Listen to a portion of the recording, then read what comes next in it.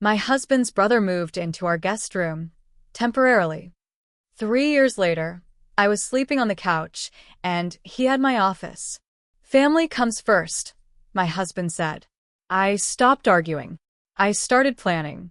When they walked in one day and found my side empty, I'm a 44-year-old woman living in Virginia Beach. My husband, Mark, and I have been married for 17 years. We bought our house 12 years ago. I love that house. 3 bedrooms, a sunny office for me, a backyard where I could sit with coffee in the mornings. We weren't rich, but we were stable. I worked from home as a medical billing coordinator, and Mark was in maintenance at a commercial HVAC company. We were never flashy, but we made it work. My office was my one space. I don't need a lot. I'm not loud. I just liked having my planner out, my notes, a bookshelf organized by category. It was where I felt in control. I could shut the door and focus, or just breathe. That mattered more than I realized, until Kyle moved in. Kyle is Mark's younger brother. He's 5 years younger, and he's always been the drifter of the family. I met him when Mark and I were dating. Even then, Kyle had stories. Lost my job, it was politics. My landlord screwed me. My ex took everything. He always had some excuse. One night, out of nowhere, Kyle shows up with 2 garbage bags and a duffel bag. I didn't even know he was coming. It was raining, and he looked like hell. Wet, tired, eyes red. Mark said, "Can he crash here for a few days?" I said yes, because that's what you do, right? You help family. The guest room was clean. I just washed the sheets. He moved in and crashed hard. Slept all day, stayed up all night, microwaved hot dogs at 2 a.m. A few days turned into a week. Then 2. Then a month. I asked Mark, "Any word on Kyle's next step?" He said, "He's just trying to get back on his feet. Give him a minute." So I waited. I cooked for 3 people now. I grocery shopped for 3. Kyle never offered. He never asked what we needed. And he didn't work. He'd play video games in the living room or lie on the couch scrolling through his phone. Mark didn't push him. Said Kyle was depressed, needed space. Then one day I walked into my office and found Kyle sitting in my chair, feet on my desk, headset on, yelling at some video game. I asked what he was doing. He said, "Just using it for now. I needed a quiet space." I told Mark I needed my office. He said, "You're always on your laptop in the kitchen anyway." That's when it started feeling like I was being pushed out of my own house. My workspace was gone. My routines were gone. But I still cooked, cleaned, paid bills. Kyle kept bringing in more stuff. Some sketchy dude dropped off a futon. He dragged in a beanbag chair and hung posters in the office, my office. When I said something, Kyle just laughed. "Relax, it's just decor." Mark didn't say anything. Worse, he defended it. Kyle needs a place that feels like home. He's healing. By the 2nd year, I stopped using the bedroom too. Kyle would blast movies late at night. He had no boundaries. He'd walk in without knocking, once even when I was changing.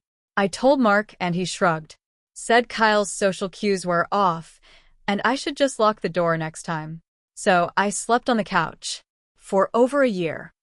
While my husband and his brother treated the house like a frat dorm. I was tired. I was isolated. I started waking up before them just to cry in the bathroom where no one would hear. When I asked Mark again, "When is Kyle moving out?" he got mad. Told me I was selfish. That Kyle had no one else. That family comes first. That's when I realized something. I was never going to win. I wasn't his family anymore. Not really. Not when it came down to choosing. Not when his brother could live in my office, eat my food, and walk all over my boundaries without consequences. So I stopped arguing. I opened a separate bank account and started moving small amounts every week. I copied all the important papers, deed, marriage license, tax records. I started therapy. Alone. They didn't notice. Mark thought I was getting better. He was wrong. I was getting ready. Then one Friday evening, they walked in, Mark and Kyle laughing about something. And they both stopped. because my side of the closet was empty. My keys were gone. So was my car. I had moved out. Quietly. Clean. No drama. But that wasn't the end. That was just the start of what I had planned. I moved into a short-term rental 2 towns over, small, just a 1-bedroom with old carpet and squeaky floors. But it was mine. I hadn't lived alone in years. At first, it felt like freedom. Then came the silence. And then the anger. Mark didn't call right away. 2 days went by. Then on the 3rd night, I got a single text. "Where are you?" That was it. No, are you okay? No apology. Just that. I didn't answer. I wanted him to sit in the mess he made. Day 5, he showed up at my job. He stood in the lobby like a stranger. He looked pissed. We need to talk, he said. We sat in his truck. It still smelled like fast food and stale coffee. I could feel my hands shaking. "You just disappeared," he said. That was low. I stared at him. "You let your brother take over my life." That was lower. He started rambling. How Kyle was going through stuff, how I'd been distant, how he thought we were a team. I just listened. Then I said, "You made your choice. Now I'm making mine." He called me dramatic. Said I was blowing everything out of proportion. That's when I knew there was no saving it.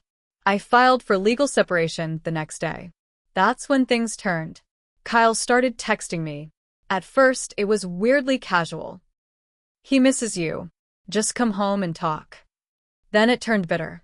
"You're a FING snake. After everything he gave you." Then threatening. "Don't forget who knows everything about you." That one scared me. I changed my number, blocked him, reported the message to my lawyer. Meanwhile, Mark drained our joint account. I had moved half of it already, but he cleared the rest. When I called him out on it, he said, "You left. That's abandonment." My lawyer handled it. But now it was war. I found out Kyle had been using my office to record podcasts. Not just gaming nonsense. He was talking about toxic women and female manipulation, using stories that sounded a lot like our life. Thinly veiled, angry stuff. His listeners weren't huge, but enough to leave comments. I read one. "His sister-in-law sounds like a controlling bitch. Hope he never lets her back in."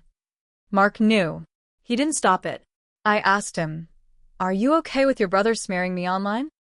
He said, "It's free speech."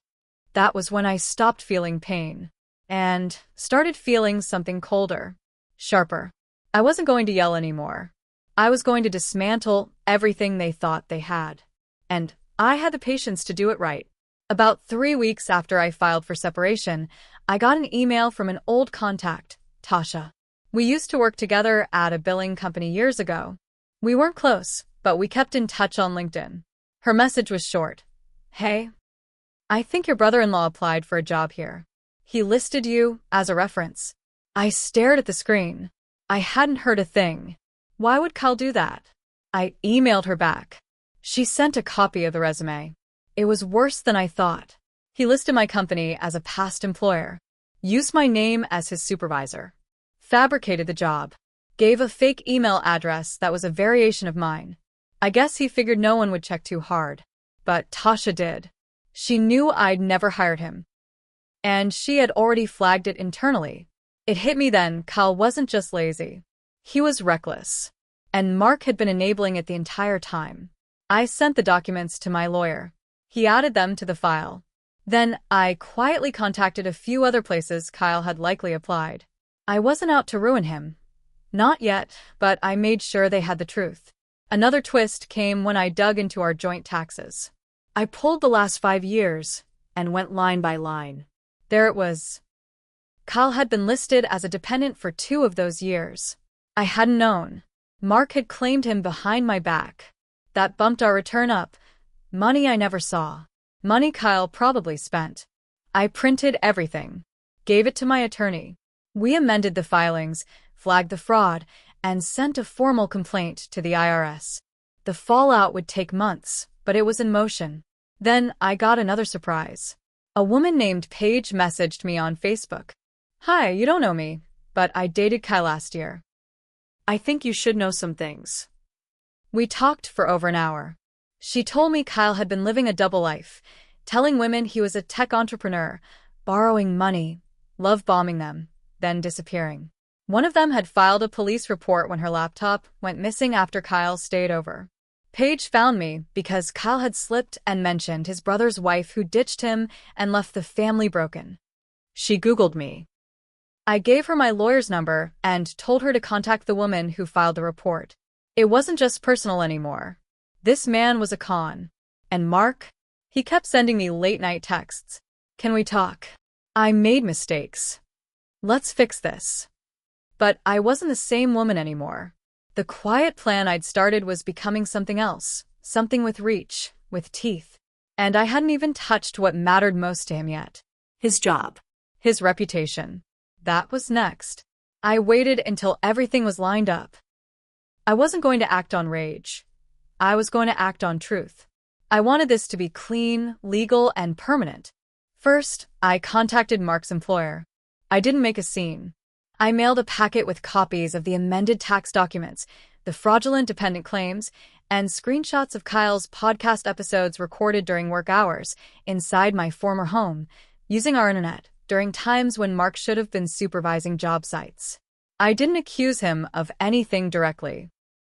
I just asked if they were aware. It was enough. A week later, Mark was suspended. A few weeks after that, let go due to ethics concerns. He tried to fight it, but the evidence was there in black and white. Next, I sold the house. I had a claim to it. My name was on the deed. Mark tried to stop it, but under the separation agreement and the way we structured the purchase, I had legal grounds to force a sale. He didn't have the funds to buy me out. I didn't even show up for the open house. I let the realtor handle everything. I heard Kyle, threw a fit when the notice arrived. Mark called me screaming, said I was leaving them homeless. I didn't answer. The house sold in under 30 days. I took my share and used it for a down payment on a quiet condo outside Williamsburg. Not big, not fancy, but peaceful. Then came the final blow. Kyle got arrested. It wasn't because of me directly. It was Paige's ex-friend who came forward about the stolen laptop. Turns out there were 2 laptops. And some stolen checks. The police tied it all back to Kyle. When they searched Mark's house, my old house, they found both laptops and a few fake IDs. He tried to blame everything on mental health and family stress. Didn't work. Mark didn't get charged, but the damage was done. He had no job, no house, no savings. His credit was trashed from the IRS audit. Kyle was looking at real time. And me? I was quiet. I didn't gloat. I didn't post anything online. I just moved on. I went back to therapy, got back into yoga, reconnected with old friends. I took back my life, one small piece at a time. And in all of it, I learned something I didn't expect. My silence was never weakness. It was the warning before the storm. I gave them every chance to do right. They ignored me, used me, disrespected me. Now they're living with the cost. That's not revenge. That's just balance.